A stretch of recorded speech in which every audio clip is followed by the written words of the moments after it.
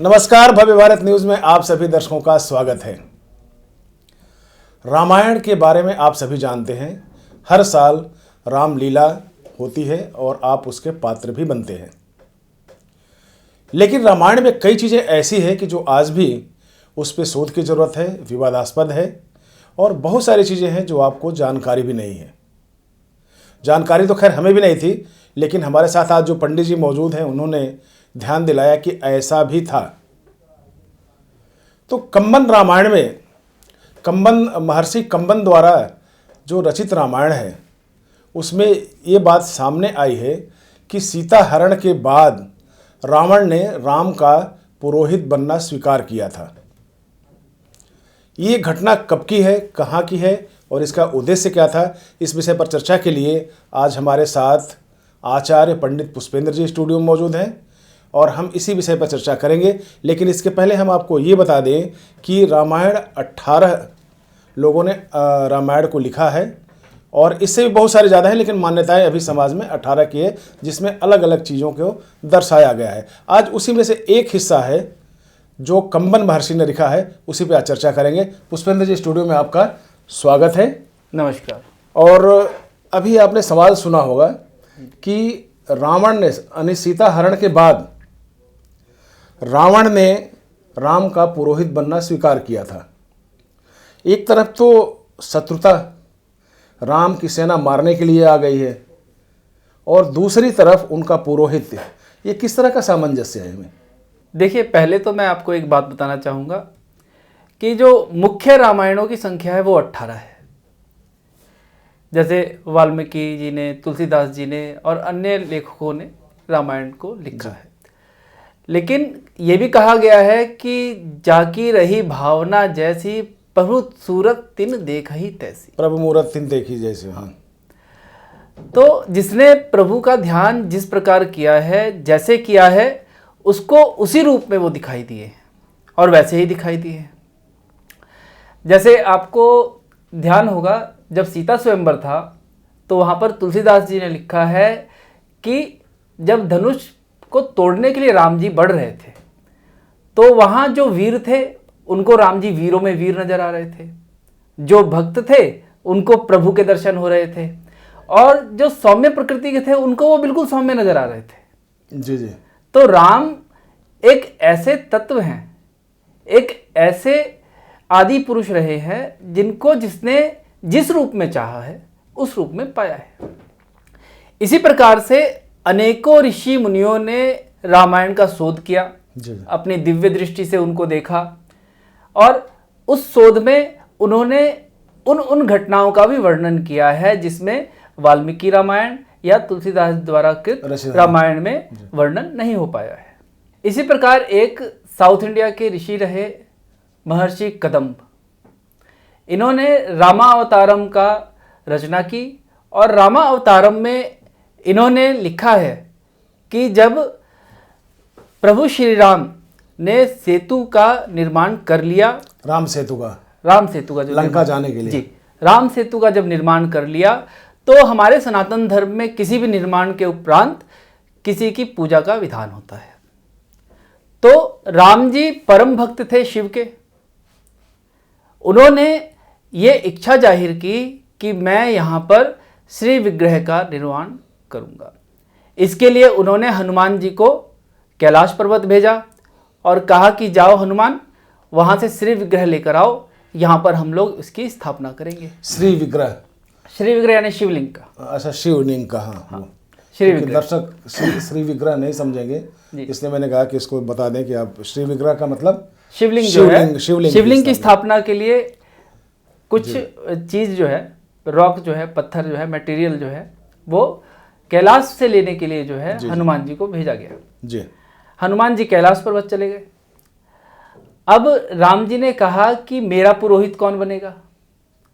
अब उनके गुरु वशिष्ठ जी तो अयोध्या में है, ठीक है, तो यहाँ पर कौन ऐसा विद्वान है जो मेरा गुरु बने। अब विद्वानों की बात आती है तो उस युग में क्या, चारों युग में और इस पूरे ब्रह्मांड में रावण से बड़ा तपस्वी, रावण से बड़ा ज्ञानी, रावण से बड़ा पंडित न कभी हुआ है ना है और ना ही होगा। नहीं होगा तो नहीं कह सकते, नहीं होगा, क्योंकि ये वाणी जो है प्रभु शिव की है।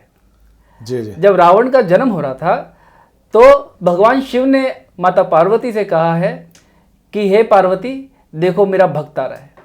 ऐसा भक्त, ऐसा विद्वान, ऐसा तपस्वी, ऐसा पंडित ना पीछे कभी हुआ है, ना अभी हो रहा है, और ना ही आगे कभी होगा। ना भूतो न भविष्यति। हाँ, तो जब उन्होंने कह दिया है कि नहीं होगा तो नहीं होगा। ये आपकी बिलीव है, मान्यता? हाँ, मेरी मान्यता है और मैं बिल्कुल शिव पर विश्वास करता हूँ। जी। और उन्होंने कहा है कि रावण जैसा कोई नहीं हो सकता है तो कभी नहीं हो सकता है। ये मेरी पूर्ण जो है निष्ठा है, आस्था आस्था है। जी जी।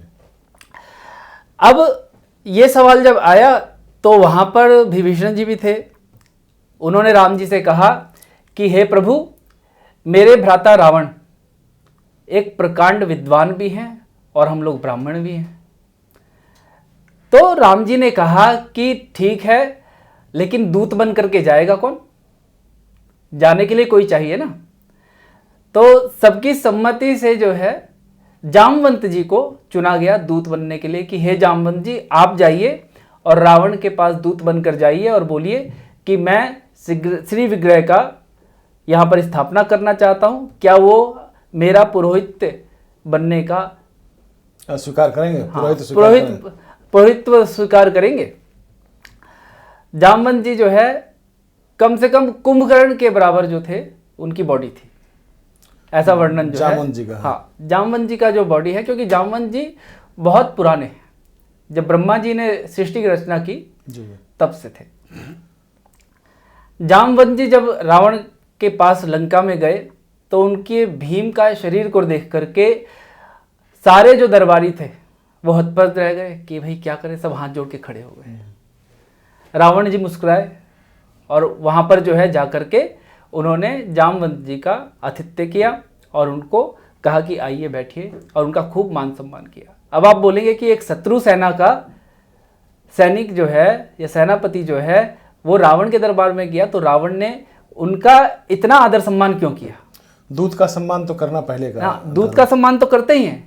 इसके पीछे भी ये एक राज है कि रावण के पिता पुलत्स्य उनके ये भ्राता लगते हैं रिश्ते में, जामुन जी। ठीक है, तो वैसे मामा हुए फिर तो। हाँ, तो वो भ्राता नहीं, चाचा हुए ना, चाचा। अच्छा। हाँ, तो वो भ्राता लगते हैं। तो उन्होंने कहा कि आप जो है मेरे पिता के भ्राता लगते हैं, इस नाते मैं आपका आतिथ्य कर रहा हूँ, आप आइए और बताइए मेरे लिए क्या आज्ञा है। तब उन्होंने कहा कि हे रावण, मैं इस वक्त राम का दूत बन के आया हूँ और मेरे प्रभु श्री राम आपकी लंकापुरी पे चढ़ाई करने के लिए समुद्र के उस पार बैठे हैं और उन्होंने सेतु का निर्माण किया है। उस सेतु के पूजन के लिए वहाँ पर वो शिवलिंग की स्थापना करना चाहते हैं। तो क्या आप इस शिवलिंग की स्थापना करने के लिए पुरोहित कर्म का अनुष्ठान आप करने के लिए राजी हैं? और क्या आप राम के पुरोहित बनेंगे? अब राम के पुरोहित बनने का सौभाग्य रावण को मिला। ठीक है, रावण ने उसे सहर्ष स्वीकार किया। इसके पीछे रीजन ये था कि महर्षि वाल्मीकि, महर्षि वशिष्ठ, पुलत्स्य ऋषि, ये सब और जामवंत जी, ये सब जो है एक एज के और एक जगह के जो है व्यक्ति थे। तो वो जो है अपने पिता तुल्य जामवंत जी को मना नहीं कर सकते थे और राम का पुरोहित बनने का सौभाग्य भी उनको मिला। वो जानते थे राम के हाथों ही मेरी मृत्यु है। ठीक है, अच्छा, पहले से जानते थे? पहले से ही जानते थे। वो तो देखिए त्रिकालदर्शी थे ना। रावण जो है महापंडित कहा गया है, वो त्रिकालदर्शी थे। उन्होंने वहां जाकर के रावण का पुरोहित स्वीकार किया और कहा कि आप जाइए, मैं रावण का पुरोहित बनने के लिए तैयार हूं, ये आप राम को बता दीजिए। फिर उन्होंने उन्हें टोका, परंतु रुकिए, मेरा जो यजमान है वो वनवासी है, अब उसके पास क्या सामग्री है क्या सामग्री नहीं है मुझे नहीं मालूम। पुरोहित का ये कर्तव्य बनता है कि यजमान यदि अक्षम है, यानी वो वस्तुओं को इकट्ठा करने पूजा में पाठ के सामान की व्यवस्था नहीं कर सकता। नहीं कर सकता है वो। जी जी। तो वो अगर पुरोहित करेगा। तो ये प्रथम कर्तव्य है कि पुरोहित को सारे पूजा पाठ के सामानों का संग्रह करना है। जी। क्यों? क्योंकि पुरोहित ही उस पूजा को संपन्न कराएगा। इसके बाद उन्होंने कहा कि मैं अपने सेवकों को सारी आज्ञा दे रहा हूं सामान को इकट्ठा करने के लिए, आप राम से बोलिए कि वो अपनी तैयारी कर ले। अब रावण जो थे प्रकांड विद्वान थे, उन्हें मालूम था कि किसी गृहस्थ के लिए बिना पत्नी के कोई भी अनुष्ठान सफल नहीं होता है। यदि पत्नी आपके साथ नहीं बैठी है तो आपका अनुष्ठान कभी भी सफल नहीं होगा। आज भी ऐसा ही है? जी, आज भी ऐसा है। यदि आप बिना पत्नी के कोई भी अनुष्ठान करते हैं, बिना पत्नी को बिठाए, अपनी अर्धांगिनी को बिठाए आप अनुष्ठान करते हैं, तो उसका कोई फल नहीं है। उसका 1% फल भी आपको नहीं मिलेगा। वो सारा अंतरिक्ष में जाकर के नष्ट होता है। ये दर्शकों के लिए जानकारी विशेष है। ये विशेष जानकारी है, क्योंकि कहा गया है कि यदि स्त्री रजस्वला है, उसको मासिक है जी, तो उस घर में पूजा पाठ उस वक्त नहीं होता है, वो टल जाता है। वो टालना ही उचित है, क्योंकि उसका कोई औचित्य ही नहीं है, उसको कोई लाभ ही नहीं मिलेगा उस पूजा का, उस पाठ का। जी जी। ठीक है। तो इस प्रकार से रावण जानते थे कि राम की पत्नी को तो मैं हर के लाया हूं, अब बिना पत्नी के कैसे हो। तो रावण सीधा सीता जी के पास गए अशोक वाटिका में। और राम को भी पता था कि जिसको मैं पुरोहित बनाने जा रहा हूं वो ऑलरेडी उनका दुश्मन है, उनका दुश्मन है। बिल्कुल, उनको मालूम था। लेकिन देखिए, हमारे सनातन संस्कृति में जो है यही तो खासियत है कि वहां दुश्मन भी जो है उसको उसके गुणों से और अवगुणों से देखा जाता है। रावण में जो अवगुण थे उसको मारने के लिए राम जी वहां गए, और जो गुण थे, ये देखिए कितनी बड़ी बात है कि राम ने उसको अपना पुरोहित बना लिया। अब पुरोहित बना करके राम जी ने कितने बड़े संकट को न्योता दिया था, ये भी मैं आपको बताता हूं। जी जी। अब वहां पर जो है सीता जी के पास अशोक वाटिका में रावण गए। रावण जाकर के बोले कि हे सीते, अभी हम तुम्हारे लिए रावण नहीं है। उन्होंने कहा कि हे सीते, अभी हम रावण नहीं हैं। उस बनवासी राम ने ऐसे ही वर्ड जो है कदम रामायण में, ये रामावतारम में जो है कदम महर्षि ने लिखा है कि हे सीते, इस वक्त मैं रावण नहीं हूं, मैं तुम्हारे पति का पुरोहित हूं। तो वहां पर सीता जी ने क्या किया? वहां पर सीता जी उठी और दोनों हाथ जोड़कर सर झुका करके प्रणाम किया और बोली, आप मेरे पति के पुरोहित नहीं, अब मेरे भी पुरोहित हैं, आज्ञा कीजिए मैं आपके लिए क्या करूं। ठीक है। अब देखिए, यहां पर रावण कुछ भी कर सकता था, कुछ भी कह सकता था, कोई भी बात कर सकता था, लेकिन उसने क्या किया? उसने एक बात रखी। उसने कहा, देखो तुम हमारे द्वारा हरण की गई हो, हमारे द्वारा हरण की गई हो, और राम वो बनवासी एक हवन करना चाहता है, शिवलिंग की स्थापना करना चाहता है जी। लेकिन उसके पास उसकी सबसे महत्वपूर्ण चीज पत्नी नहीं है। वो मेरे पास है। वो तो मेरे पास है, और पत्नी का कुछ सब्स्टिट्यूट होता ही नहीं है। ठीक है, पत्नी का कभी कोई सब्स्टिट्यूट नहीं होता है। तो तुमको मेरे साथ चलना है, तुम चुपचाप चल करके मेरे विमान में बैठ जाओ, और विमान पर बैठ जाओ, जब तक मैं ना आज्ञा दूं तब तक तुमको नहीं उतरना है, मैं तुमसे यही चाहता हूं। तो सीता जी ने सहर्ष उसको स्वीकार किया, और रावण जो है सारी चीजें लेकर के, सारी वस्तुएं, पूजा का जो भी सामान था वो सारा लेकर के वहां से सीता को अपने विमान में बिठा करके, पुष्पक विमान में बिठा करके राम जी के पास गए, और वहां पर उन्होंने पुष्पक विमान पूजा के जगह से थोड़ा सा दूर रख दिया जी। और रावण जो है राम के पास चले गए। अब जब राम जी के पास रावण गए तो सारी सेना उनका, दोनों का मुख देखे कि अब ये क्या हो गया, अब क्या होगा। इस प्रकार से जब राम जी ने उनका आदर सत्कार किया और कहा, हे पुरोहित महाराज, हे रावण जी, अब आप आकर बैठिए और मेरी पूजा को संपन्न कराइए। रावण बोले, हे राम, सुनो, मैं आज तुम्हारा पुरोहित हूं और इसी रूप में आया हूं, लेकिन एक पुरोहित होने के नाते मेरा ये प्रथम कर्तव्य है कि तुम्हारे पास कौन सी सामग्री है, कौन सी नहीं है, उसका अन्वेषण करूं, और यदि कोई सामग्री तुम्हारे पास नहीं है तो उसकी पूर्ति मैं करूं। क्यों? क्योंकि मैं एक पुरोहित हूं। फिर इसके बाद राम ने कहा कि हे महाराज, मैं इस समय वनवासी हूं, ना मेरे पास कोई धन है, ना ही मेरे पास इतना कोई पूजा पाठ करने के लिए कोई सामान है। अब आप जैसा उचित समझे वैसा कीजिए। तो रावण बोले कि हे राम सुनो, बिना पत्नी के कोई भी पूजा सफल नहीं होती है। बिना पत्नी के कोई भी हवन, अनुष्ठान, जाप, किसी भी प्रकार का धार्मिक कृत्य सफल नहीं होता है। अतः तुम्हारी पत्नी कहाँ है? बिना पत्नी के तुम जो है इसे करने के अधिकारी नहीं हो। या तो लौट जाओ या अपनी पत्नी को लेकर आओ। तो राम ने हाथ जोड़कर वहां पर कहा था कि हे प्रभु, हे महाराज, आपके द्वारा मेरी पत्नी का हरण हुआ है। अतः आप जानते हैं कि इस वक्त हरण की हुई वो मेरी पत्नी आपके पास है। क्या कोई इसका उपाय हो सकता है? क्या कोई ऐसी चीज है जिससे द्वारा जो है बिना पत्नी के मैं ये पूजन संपन्न कर सकूं, ये कार्य संपन्न कर सकूं? तब रावण ने कहा कि हे राम, ना ही तुम्हारी पत्नी जो है तुमको त्याग के गई है, ना ही तुम्हारी पत्नी परलोक सिधारी है, ना ही तुम्हारी पत्नी जो है बहुत ज़्यादा बीमार है। तो ये तीनों ही चीज़ें जो हैं तुम्हारे अगेंस्ट है। तो इसलिए तुम्हारी पत्नी के बिना जो है मैं ये पूजन नहीं करा सकता। तो वहाँ राम जी ने कहा कि अब आप ही कोई उपाय कीजिए, आपके पास मेरी पत्नी है, आप ही कोई उपाय कीजिए। तो उन्होंने कहा कि देखो, पूजन सामग्री पर प्रथम जो अधिकार होता है वो आचार्य का होता है जी।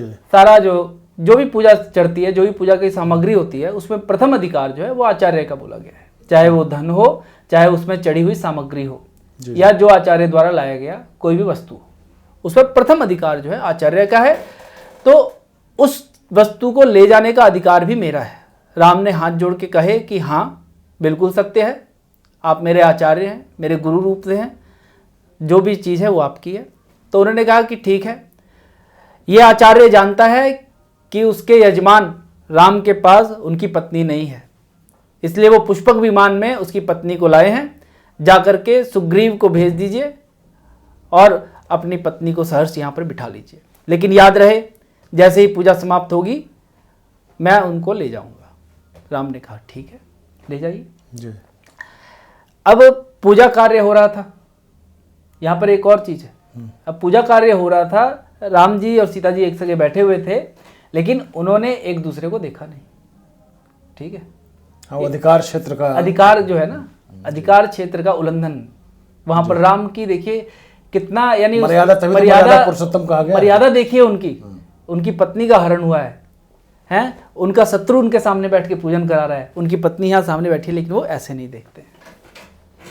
इतना बड़ा त्याग, इतने बड़े धैर्य की, नहीं, यही तो कहा गया है कि उस समय जो आपका सतयुग का जो समय था, हाँ, वो एक सिद्धांत का समय था, सिद्धांत का था, बिल्कुल सिद्धांत की लड़ाई भी होती थी। जो जितना हकदार है उसको उतना ही दंडित करो। हालांकि पाप पुण्य का तो बिल्कुल वहाँ पर उस समय नाम ही नहीं था, लेकिन फिर भी जो चीज़ें बची थी वो सिद्धांत की एक बात थी, बिल्कुल सिद्धांत की थी। तो ये तो इसलिए तो मर्यादा पुरुषोत्तम कहा गया है उनको, बिल्कुल सत्य। अब यहाँ पर जो है एक और कथा है। अब हनुमान जी अभी तक नहीं लौटे। देखिए, हनुमान जी जो है कैलाश से अभी तक लौटे नहीं, और पूजा का जो मुहूर्त है निकलता जा रहा है, स्थापना का मुहूर्त निकलता जा रहा है। तब रावण ने कहा कि हे सीते, ये मुहूर्त निकलता जा रहा है और इस मुहूर्त में अगर नहीं हुआ तो अगला कोई मुहूर्त नहीं है। तो राम जी ने कहा कि प्रभु 2 मिनट और इंतजार कर लीजिए। रावण ने कहा कि नहीं, अब और इंतजार नहीं। उन्होंने सीता जी को आज्ञा दी और कहा कि हे सीता, अब आप जो है बालू के लिंग का निर्माण कीजिए, श्री विग्रह का निर्माण आप कीजिए। सीता जी ने जल्दी जल्दी जो है बालू का शिवलिंग वहाँ पर बनाया और वहाँ उनका निर्माण किया। और रावण ने उसकी पूजा पाठ कर ली। इतनी में ही जब उसकी स्थापना हो गई तो हनुमान जी वहाँ पहुँचे। हनुमान जी वहाँ पहुँचे और उन्होंने देखा कि पूजा हो गई संपन्न, मैं थोड़ा सा जो है देरी से आया हूँ। अब उन्होंने शिवलिंग की तरफ देखा तो वो रेत का एक टीला था, रेत से बना हुआ था। तो वहाँ हनुमान जी को थोड़ा सा अहम भाव आ गया और वो थोड़ा सा रुष्ट हुए। उन्होंने कहा कि आप लोगों ने मेरा इंतज़ार क्यों नहीं किया, आप लोग थोड़ा इंतज़ार कर लेते, मैं इतनी दूर से लेकर आया हूँ। अब राम जी ने देखा तो वो भाप गए कि मेरे भक्त को जो है अहम हो गया है। और भगवान जो है अपने भक्त के अहम का पान करते हैं। अगर किसी भक्त को अहम हो जाए किसी भी चीज़ का तो भगवान सबसे पहले उसके अहंकार को तोड़ते हैं। ये आप कहीं पे भी पढ़ लीजिए। जी जी, ठीक है। अब वहाँ पर जो है राम जी ने कहा कि हे पवन पुत्र, तुम तो अत्यंत बलशाली हो, तुमसे बड़ा वीर और तुमसे बड़ा बलशाली कौन हुआ है? कौन है? कोई भी नहीं। तो जरा सा ये हटा दो और अपना श्री विग्रह जो लाए हो वहाँ पर रख दो। अब हनुमान जी ने कहा कि हाँ ये तो बस मेरी एक फूंक से उड़ जाएगा। ठीक है, शिवलिंग के लिए ऐसा कहा, ये तो मेरी फूंक से उड़ जाएगा। वहाँ पर गए, उन्होंने प्रयत्न किया, खूब प्रयत्न किया, लेकिन वो शिवलिंग जो है एक जौ भर भी जो है वो हिला नहीं, टस से मस प्राण नहीं। प्रतिष्ठा हो चुकी प्राण प्रतिष्ठा हो चुकी थी। माता सीता जगदम्बा ने जो है स्वयं अपने हाथों से जो प्रतिष्ठा किया उसको कौन हटाएगा? उसको कौन हटाएगा? कोई नहीं। वहाँ पर जो है उन्होंने उसकी स्थापना की और वहाँ से जो हनुमान जी लाए थे वहीं से कुछ दूरी पर वहाँ पर एक और शिवलिंग की स्थापना हुई। जब आप रामेश्वरम जाएंगे तो आपको इन दोनों शिवलिंग के दर्शन होंगे। और वहाँ पर ये मान्यता भी है कि जो हनुमान जी पहले शिव विग्रह लाए थे उसका पूजन पहले करके तब रामेश्वरम में जो है वो पूजन करना चाहिए, तभी वो फलित होता है।